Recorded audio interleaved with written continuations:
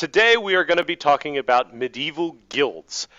We know that early on in the medieval times that everything was based around those feudal manors, right, and manorialism. Well, what we're going to see happen, though, as we move forward, once we get to the Crusades, we know that things are going to change. We're going to move away from manorialism. Manorialism is that idea of self-sufficient manors, right? Well, now we're moving into a period of trade. We see that trade rekindled. And so what we start to see happening are goods flowing into Europe now for the first time. They're coming in to Europe from the Middle East after the Crusades. They're heading up from the Vikings. They're moving into trade areas like Flanders, the Hanseatic League. And so for the first time in a long time, we actually see trade goods that are available throughout Europe.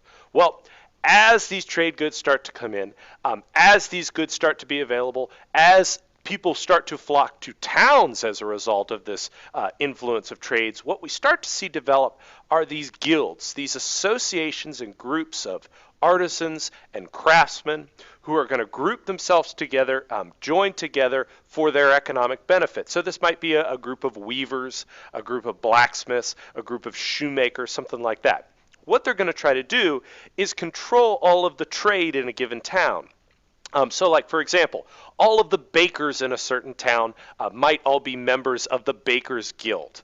And the idea is that allows them to set the certain rules like for things like wages, hours, and working conditions. They can be in control of that. The other thing that allows them to do is to make sure that nobody else is going to be able to come in and do that job unless they speak with the guild, unless they pay them some sort of fee in order to come in and participate in the economic system in that particular area.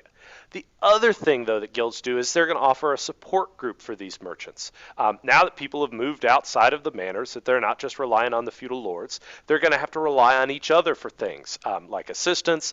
It might be something like loans. An example might be that if a guild member dies, the guild would step in and they would take care of the widow or take care of the children in that particular instance. The other thing that guilds are going to do, though, is they're going to take control of training future guild members. And so what's going to happen is this is going to start at the very beginning at a very young age when a parent would bring their child into a member of that guild, and they want that child to learn that new trade. They want them to become a weaver or a blacksmith, something like that. And so they bring their child in, and initially what happens is they actually are going to pay this guild member in order to house and feed this child. And you notice that it actually on the sheet, by the way, sorry ladies, it says boy, and that's really what we're talking about in this situation here. That boy is going to come in, he's going to live in the master's house. He's going to be considered an apprentice, but that apprentice is really working for the master, and the parents are paying for that child to be in there. And that's going to last for a period of about 9 years. But over time, the child is going to be learning the trade. They're going to be learning what needs to happen little by little over the course of their upbringing. And then eventually what happens is they're going to be promoted to the job of journeyman.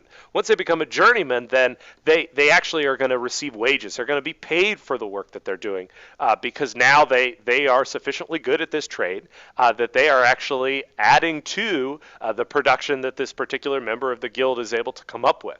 But while this person is working and while they're receiving wages, they're also working on their masterpiece.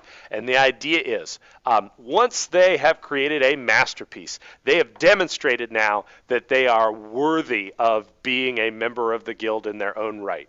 And so what will happen is then they would be allowed to go out and open up their own shop and run their own craft as well during the town and become a member of the guild, and then this cycle will just repeat again in the future. That's how these guilds were structured, and they're going to become an important part of the economic system during medieval times. That's all for our podcast for today. I hope you have enjoyed it and continue to study the social studies.